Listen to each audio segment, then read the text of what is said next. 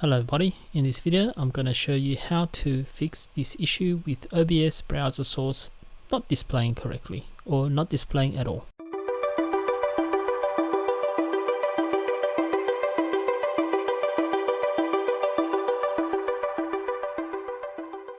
So let's start the OBS Studio application and check the version.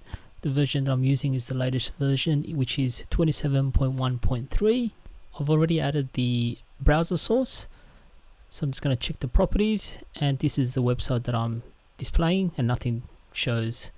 So what you need to do is click on File, go to Settings, scroll all the way to Advanced, then scroll all the way to the bottom.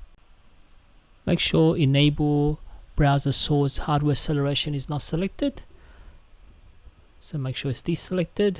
Click on OK, restart it. Let's test it again. Launch OBS again, click on the source, and there you go, it's now displaying.